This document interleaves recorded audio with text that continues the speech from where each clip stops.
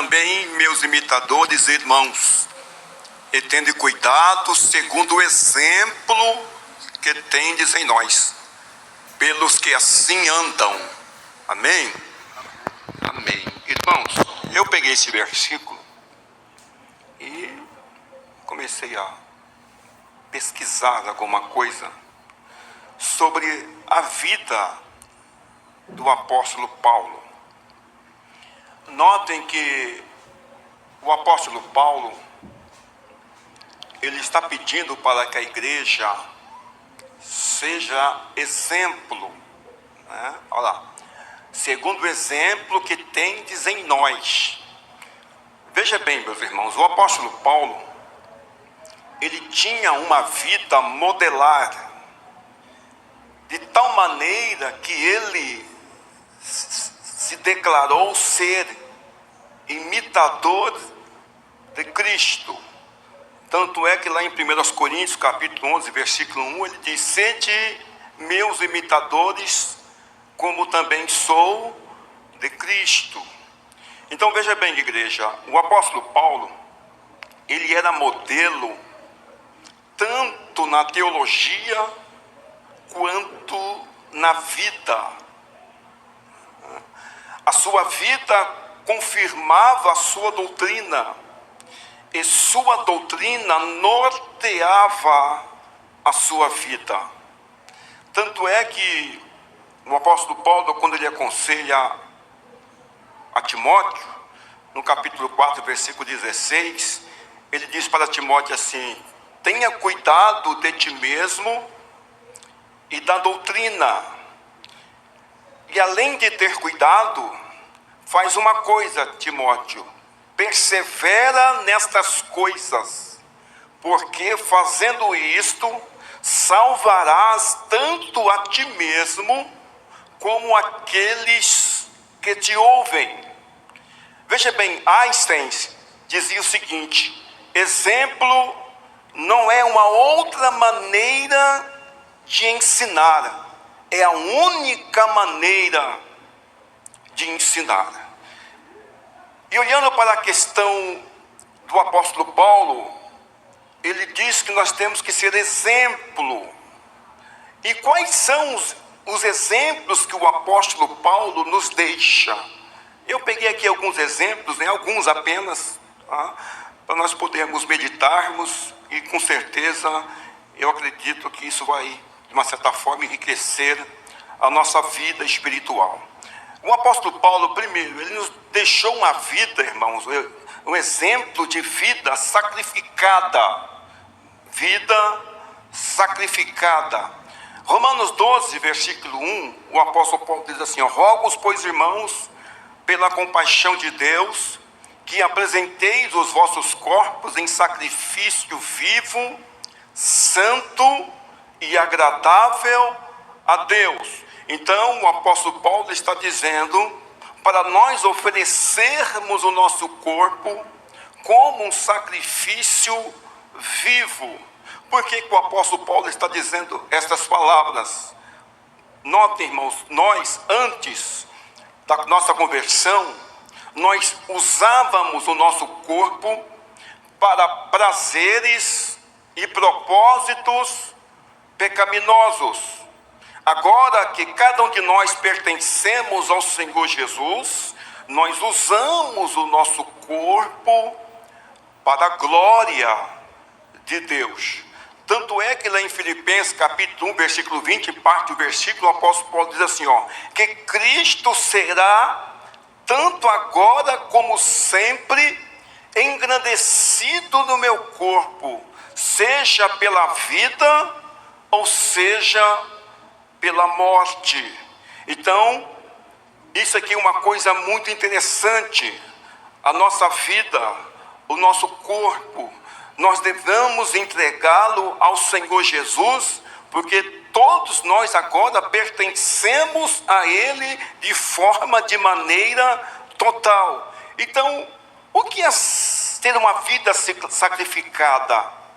É renunciar a algo em prol de um bem maior. Vida sacrificada a Deus é ter uma vida disponível. Assim como Jesus precisou de um corpo para realizar a vontade de Deus na terra, também nós, os crentes, devemos entregar o corpo a Cristo, para que Cristo, através de nós, possa continuar a obra de Deus aqui na terra, por meio de nós. Por isso que o apóstolo Paulo também, lá em 1 Coríntios, capítulo 6, versículo 19, o que ele diz assim: não sabeis vós que o vosso corpo é templo do Espírito Santo, proveniente de Deus, e que não sois de vós mesmos? Vocês foram comprados por um bom preço.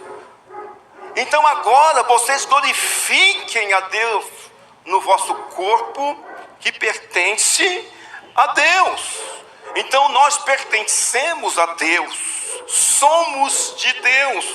E é interessante que quando nós olhamos para a palavra de Deus, Romanos capítulo 6, versículo de número 13, o apóstolo Paulo vai dizer uma coisa muito interessante, mais ou menos assim: olha, vocês a partir de agora não entreguem mais os vossos membros ao pecado como instrumento de iniquidade, olha lá, mas apresentai-vos a Deus como vivo dentre os mortos, e os vossos membros a Deus como instrumentos de justiça.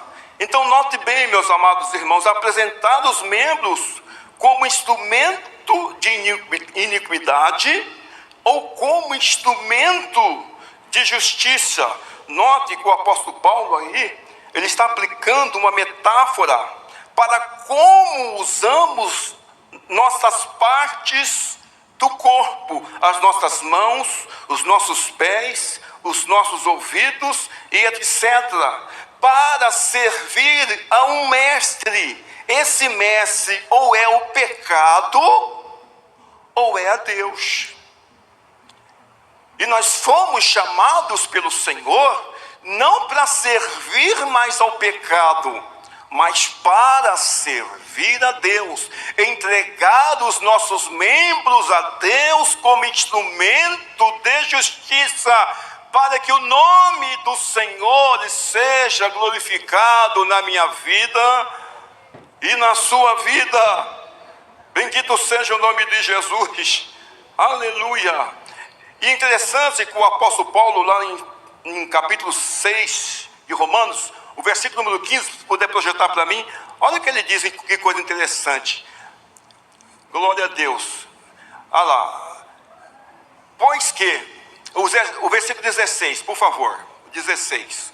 Não sabeis vós que a quem vos apresentardes por servos para lhe obedecer, sois servos daquele a quem obedeceis, ou do pecado para a morte, ou da obediência para a justiça. Olha o versículo 17, por favor. Mas graças a Deus que, tendo sido servos do pecado, obedeceste de coração a forma de doutrina a que fostes entregues. Então agora, meus irmãos, o pecado não tem mais poder nenhum sobre nós, porque agora nós somos do Senhor. E nós temos que ter muito cuidado, porque no próprio capítulo 6, versículo 12, o apóstolo Paulo diz assim, ó: não reine, portanto, o pecado em vosso corpo mortal, para lhes obedecer em suas concupiscências. Então a nossa vida, irmão, nas mãos de Deus, aleluia, precisa ter muito cuidado, porque nós agora pertencemos a Ele, aleluia, de uma forma maravilhosa e de uma forma gloriosa. Bendito seja o nome de Jesus. Então veja bem, ainda falando a respeito de uma vida sacrificada, na verdade, irmão, ninguém pode conquistar sem sacrifício. O sacrifício do cristão, o sacrifício a Deus, é essencial para a fé cristã. Eu não posso, ou melhor, uma pessoa que não está preparada para deixar ou sacrificar aquilo que tem por amor a Cristo, ele está amando mais a sua própria vida do que a Cristo. Porque nós somos chamados, irmão, para viver uma vida para Deus. Tanto é que lá em Mateus capítulo 16, versículo 24, o que Jesus disse? Aquele que quiser vir após mim, renuncia-se a si mesmo. Tome cada dia a sua cruz e siga-me. Então isso aqui é muito importante. E que na verdade, irmãos, é no sacrifício que se revela a condição espiritual do doador. É no sacrifício. Lembra daquela passagem lá no capítulo 10, não precisa colocar para a gente ganhar tempo. Lá em Marcos 10, do capítulo 10, do versículo 17 ao 30, vai falar a respeito daquele mancebo de qualidade, daquele jovem rico. E quando Jesus falou para aquele jovem de qualidade, aquele mancebo rico, para deixar tudo, vender tudo o quanto ele tinha, repartir para os pobres e seguir a Jesus, que ele teria um tesouro no céu, a Bíblia diz que ele entristeceu muito. Então é no sacrifício que se demonstra a total dependência de Deus. Lembra de Abraão no capítulo 22 de Gênesis, quando Deus pede para que Abraão sacrificasse o seu único filho a Deus, e Abraão não negou o Isaque a Deus. Ele levou o seu filho até o altar. No momento dele sacrificar o seu filho, Deus bradou dos céus, aleluia, e não deixou Abraão sacrificar o seu próprio filho, porque Abraão tinha consciência que tudo que ele tinha não era dele, mas era de Deus, pertence a Deus. Nós não somos de nós mesmos, nós pertencemos ao Senhor. Então por isso que nós temos que ter uma vida sacrificada ao Senhor. Quando nós colocamos tudo no altar do sacrifício, automaticamente nós nos libertamos de tudo aquilo que nos aprisiona. Por quê? Porque nós não pertencemos mais a nós mesmos. Tudo que está em nós, tudo que há em nós, pertence a Deus. Oh, glória a Deus. Aleluia, bendito seja o nome de Jesus. O segundo exemplo que o apóstolo Paulo nos deixa é de vida, ou de uma vida transformada. 2 Coríntios 5,17, que está escrito: assim que, se alguém está em Cristo, nova criatura é, as coisas velhas já passaram, e eis que tudo se fez novo.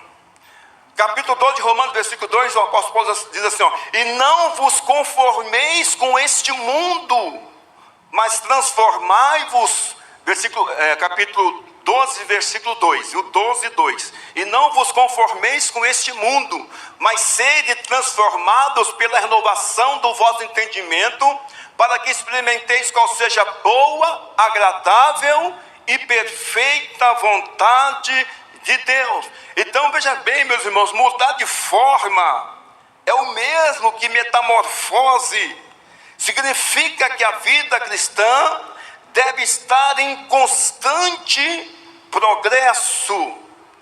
Até esse tempo atrás eu li uma frase que diz assim, olha, tornar-se um cristão é trabalho de um momento, agora ser cristão é trabalho de uma vida toda. Então veja bem, nós temos que dar o exemplo de uma vida transformada. Irmão, cristianismo que não transforma não é cristianismo. Cristianismo que não produz mudança de vida, mente, sentimento e vontade, não é cristianismo. A nossa vida cristã precisa estar sempre em progresso. Tanto é que lá em 2 Coríntios, capítulo 3, se puder projetar para mim, 2 Coríntios 3, 18, olha o que o texto vai dizer. 2 Coríntios 3 e 18.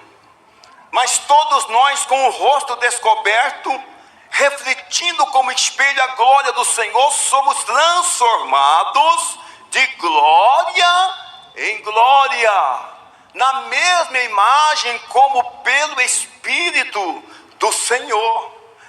Provérbios 4, 18, diz o que lá? A vereda do justo é como a luz da aurora, vai brilhando mais e mais até ser dia perfeito. Aleluia, bendito seja o nome do Senhor. O que é uma vida transformada, irmão? É o que respondeu ao chamado de Cristo, é o fruto da conversão, e a conversão é um marco na vida de uma pessoa transformada. Os irmãos já pararam para pensar quantas pessoas na igreja, irmãos, que não dão exemplo de uma vida transformada? Oh, meu Deus, me ajuda. Eu sei que é um pouquinho pesado falar isso, mas é verdade, irmãos. E nós temos que dar o exemplo de vida transformada. As pessoas lá fora olham para nós e nos vê como exemplo. Isso aqui é uma coisa muito séria. Como é que nós vamos ganhar as pessoas para Jesus se nós não damos exemplo de vida transformada? Então nós temos que pensar sobre isso. Então, vida transformada é aquela pessoa que rompeu com o seu eu do passado. Quando você projeta para mim Atos 8, versículo 3, notem que Lucas, nesse versículo praticamente, ele resume como era a vida do apóstolo Paulo antes da sua conversão. Antes da sua conversão. Atos 8, versículo 3, por favor. Atos 8, versículo 3. Glória a Deus, vamos ver o que diz. E Saulo assolava a igreja, entrando pelas casas e arrastando homens e mulheres, e os encerrava na prisão. Então notem que o apóstolo Paulo, antes da sua conversão, ele era como um animal selvagem e feroz, um bicho que se alimentava de ira, de ódio, tentando devorar a igreja. Era assim que os crentes o definiam. Agora, depois da sua conversão, é interessante que os irmãos podem notar que não foi Saulo que se decidiu por Cristo. Por quê? Porque ele estava perseguindo a Cristo. Então, melhor dizendo, foi Cristo que se decidiu por Paulo e interveio na sua vida. Então, os irmãos, notem que o apóstolo Paulo, antes da sua conversão, era uma coisa completamente diferente. Mas depois da sua conversão, as evidências são inquestionáveis. Oh, bendito é o nome de Jesus. Aleluia. Porque a transformação descreve uma mudança exterior que é resultado de um progresso interior. Então o apóstolo Paulo também nos dá e nos deixa o exemplo de uma vida transformada. Mahatma Gandhi, que foi um líder ativista na Índia, alguém foi pregar o evangelho para ele, ele disse assim: olha, o Jesus que vocês pregam, eu creio, eu aceito. O que eu não aceito é o tipo de cristianismo que vocês vivem. Muito sério o negócio. Então, igreja, nós temos que dar o exemplo de vida transformada. Não é só carregar uma Bíblia debaixo do braço, um terno bonito, uma gravata bonita, um sapato bonito, que tudo isso faz parte. Mas, além disso, as pessoas precisam olhar para nós e se espelhar em nós. Eu quero ser como ele, eu quero ser como ela. Eu vou para a igreja dele, eu vou para a igreja dela. E até porque a igreja que vai transformar o mundo não é a igreja que você está indo, é a igreja que você está sendo. Amém? Glória a Deus. Ir na igreja até que não é difícil. Agora, ser igreja, aí, glória a Deus. Irmãos, o terceiro exemplo que o apóstolo Paulo nos deixa é o exemplo de uma vida oferecida. 2 Timóteo 4, 6 e 7, o apóstolo Paulo diz assim: eu agora estou sendo oferecido como aspersão de sacrifício. Aí se puder projetar ali o versículo 7, olha o que ele vai dizer: combati o bom combate, acabei a carreira e guardei a fé. Versículo 8, por favor. Desde agora a coroa da justiça me está guardada, a qual o Senhor, justo juiz, me dará naquele dia, e não somente a mim, mas também a todos os que amarem a sua vinda. Então o apóstolo Paulo diz assim: eu agora estou sendo oferecido como aspersão de sacrifício. Aleluia. O apóstolo Paulo não termina a sua carreira, irmãos, fazendo uma declaração de derrotado, não, mas de um vencedor. Combati o bom combate, acabei a carreira e guardei a fé.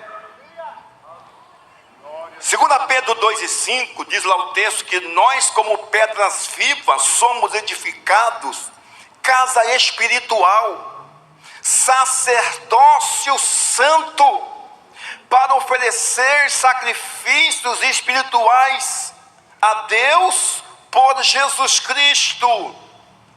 Então, nós também precisamos dar o exemplo, como o apóstolo Paulo, de uma vida oferecida. Notem bem, meus irmãos, toda oferta que se oferece a Deus revela o que está no coração do ofertante. Toda oferta que se oferece a Deus revela o que está no coração do ofertante. Os irmãos se lembram da oferta de Caim e da oferta de Abel? Deus aceitou a oferta de Abel, mas não aceitou a oferta de Caim. Por quê? Porque por detrás da ação, Deus olha para a motivação do nosso coração. Ele sabe o que nós estamos oferecendo a Ele é algo sincero, de coração aberto ou não. Então o apóstolo Paulo, ele nos deixa esse exemplo de uma vida oferecida. Aí me chama a atenção também uma passagem na Bíblia, irmão. Está lá no Marcos capítulo 12, do versículo 41 ao 44, sobre aquela pobre viúva. Puder projetar para mim, por favor? Marcos 12, 41 a 44, por favor. Marcos 12, 41 ao 44. Glória a Deus. Olha o que diz o texto.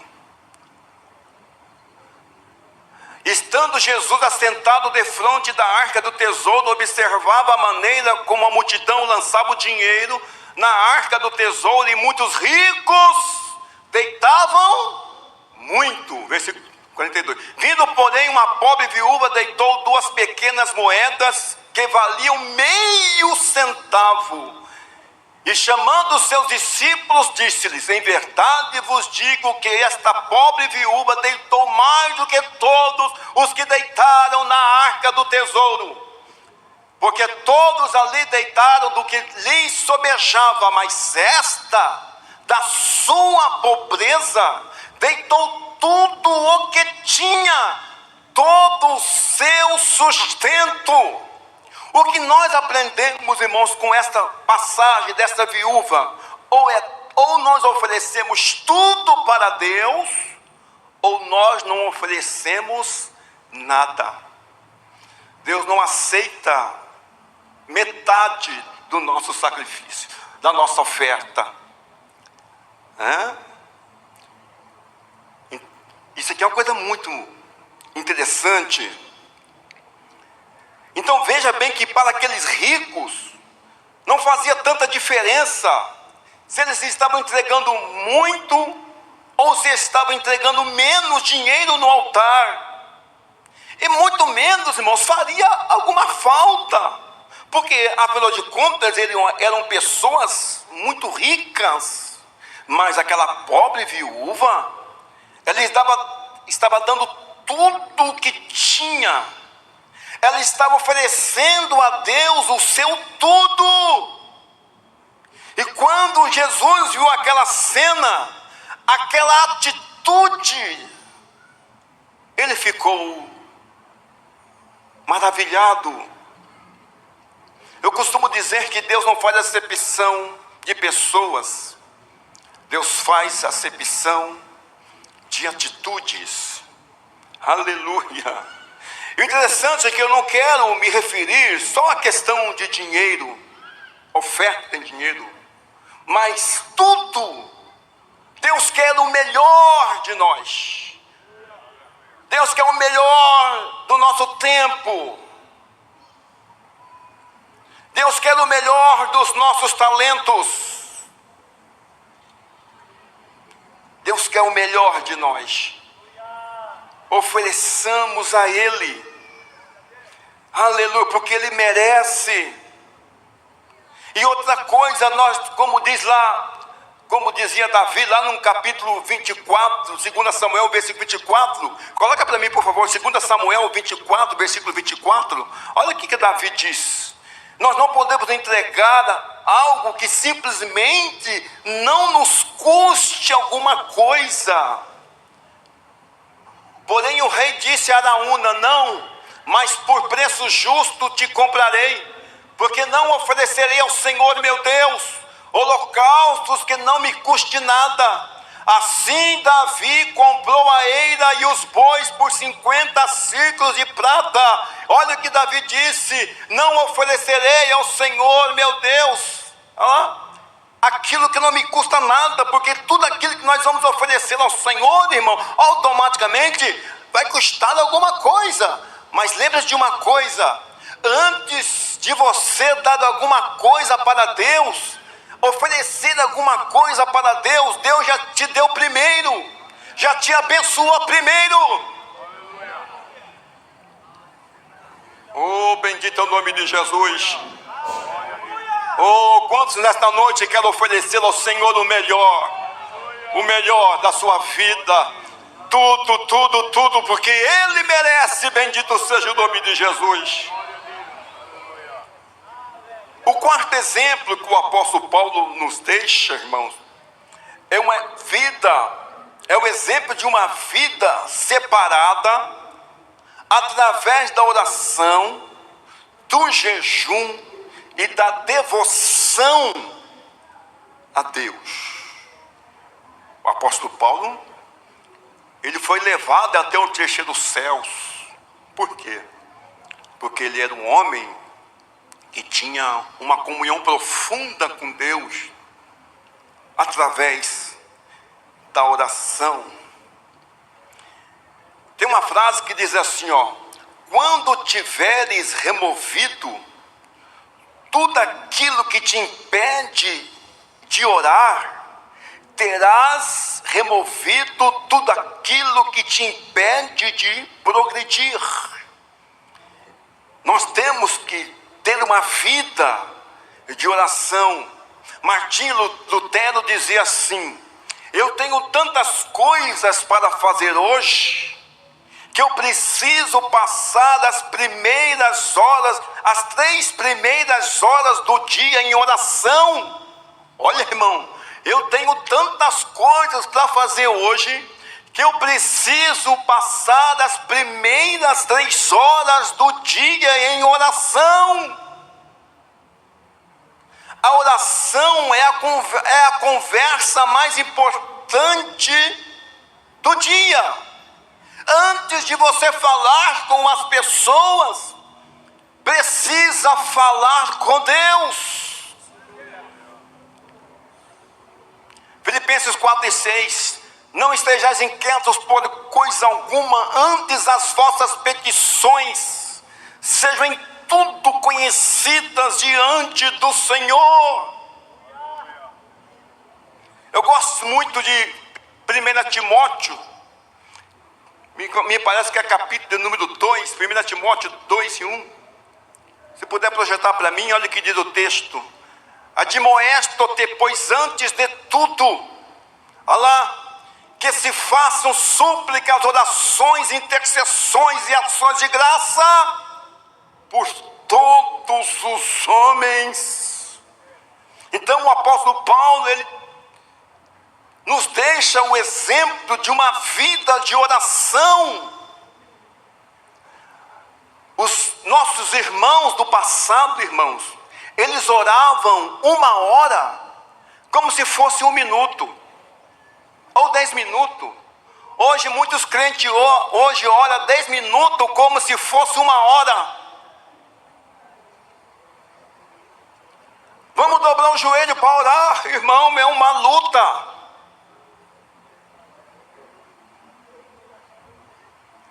Mas o apóstolo Paulo nos deixa o exemplo. O apóstolo Paulo também nos deixa o exemplo do jejum. E qual que é o objetivo principal do jejum? É tirar o homem do natural para o espiritual. E qual a necessidade de passar o homem do natural para o espiritual? Porque o natural, irmão, está sobrecarregado de dúvida, de temor, falta de fé, cheio de egoísmo, cheio de falhas, cheio de motivações próprias e aos demais atributos da carne. Mas quando o crente ele é de oração e ele tem uma vida de jejum, é diferente. Ele se torna um crente espiritual, que é oposto das qualificações do natural. Ele tem visão espiritual, tem poder e tem fé.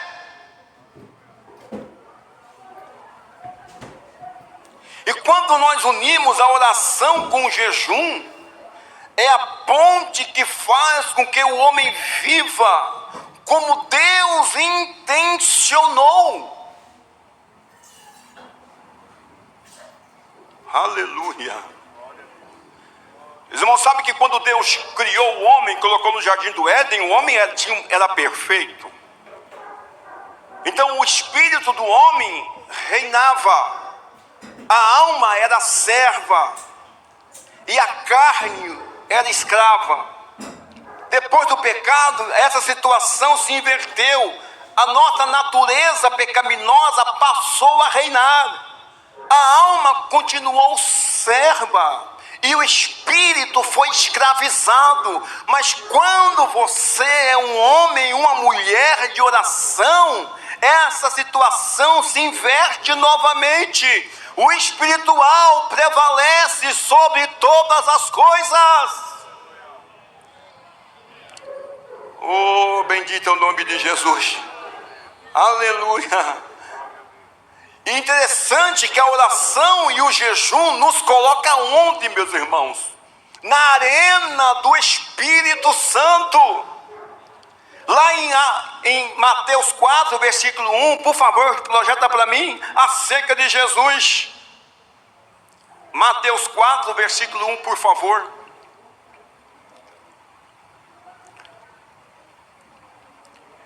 então foi conduzido Jesus pelo Espírito ao deserto para ser tentado pelo diabo. Me parece, meus irmãos, que lá em Mateus 17, versículo 21, Jesus vai dizer assim, mas esta casta de demônio não se expulsa senão com oração e jejum. No versículo 11 do capítulo 4, a Bíblia diz que depois que Satanás tentou a Jesus, não obteve sucesso. No versículo 11 vai dizer o texto que ele se ausentou, deixou. Por quê? Porque Jesus estava fortalecido pela oração e pelo jejum, e o jejum confunde o diabo.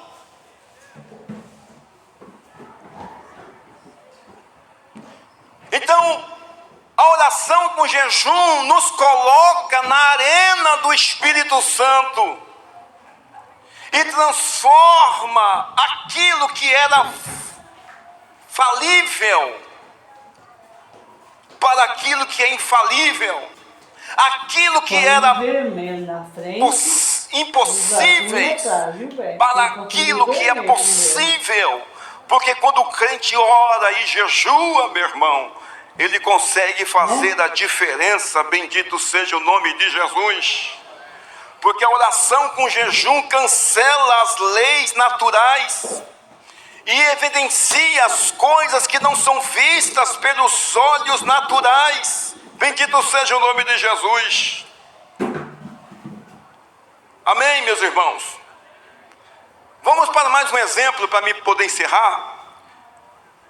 O apóstolo Paulo também nos deixa o exemplo de vida preparada para todas as circunstâncias, desde a mais profunda alegria e a mais revoltante aflição e tristeza. Irmão, quem não passa por luta aqui? Né? Todos nós temos as nossas lutas. Mas olha o que o apóstolo Paulo diz lá em Filipenses capítulo 4, versículo 11 e 12, por favor, projeta para mim, por favor. Filipenses 4, 11 e 12. Não digo isso como por necessidade, porque já aprendi a contentar-me com o que tenho. Sei estar abatido e sei também ter abundância. Em toda maneira, em todas as coisas estou instruído, tanto a ter fartura como a ter fome, tanto a ter abundância como a padecer necessidade. Então o apóstolo Paulo nos deixa o exemplo de uma vida preparada para todo tipo de circunstâncias. Os irmãos já pararam para pensar que a nossa vida é marcada por circunstâncias? E circunstâncias é o estado das coisas que determina um momento. Isso é interessante isso aqui. São as circunstâncias que podem ir pouco a pouco determinando a nossa maneira de pensar e de agir, mas nós não somos movidos, muito menos direcionados pelas circunstâncias da vida. Não podemos ser moldados pelas circunstâncias. Elas podem ser boas ou podem ser ruins. O que nós precisamos fazer, irmãos, acima das circunstâncias, é praticar fé em Deus, confiar em Deus, porque Ele sempre tem o melhor para cada um de nós. Tem uma frase que diz assim: a fé não começa quando tudo está dando certo, mas quando nada faz sentido e você continua crendo. Então nesta noite, meu irmão, não sei como você chegou aqui, eu não sei como estão as coisas lá na sua casa, mas confie em Deus, tenha fé em Deus, Deus muda as tuas circunstâncias hoje, se Ele quiser. Porque Ele tem o poder de mudar as circunstâncias. As circunstâncias não podem determinar o nosso destino, e muito menos determinar as nossas realidades. As circunstâncias são apenas partes do processo e não o nosso destino. O nosso destino está nas mãos de Deus. Confia no Senhor nesta noite.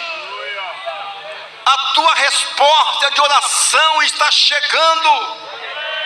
Deus vai entrar com providência na sua vida e você vai cantar o hino da vitória. Amém, meus amados irmãos? Que Deus abençoe a amada igreja em nome de Jesus. Louvado.